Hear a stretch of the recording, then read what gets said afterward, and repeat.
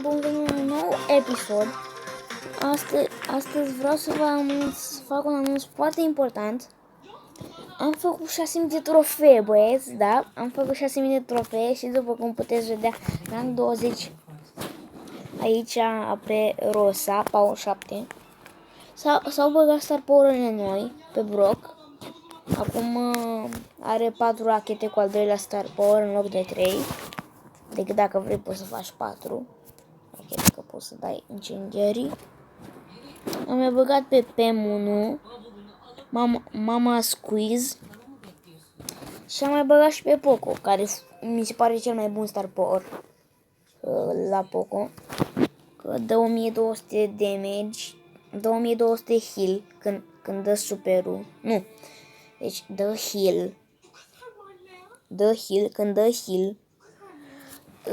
Când dă heal la asta,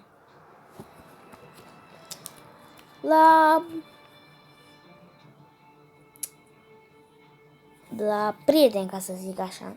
Scuze că am zis așa. Mai dă și 1200 damage cu superul dacă inamicii sunt în spate sau în fața lor când le dă heal și dă heal la prieten și dă damage la, nu știa, da, la inamici. Și o să fac și un opening.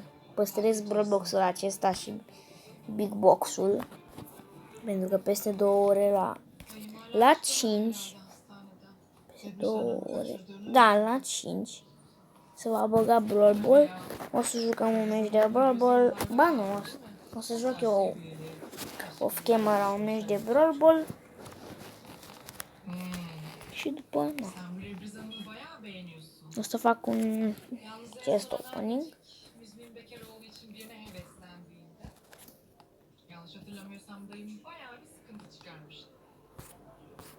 Vă dați seama, 6.000, băi, băieți, băi. Băi, băieți, băi. Băi, băieți, băi. Băi, băieți, băi. Băi, băieți, băi. Băi, băieți, băi. Vă dați seama cât este, băi, băieți, băi. Băi, băieți, băi. Foarte mult este.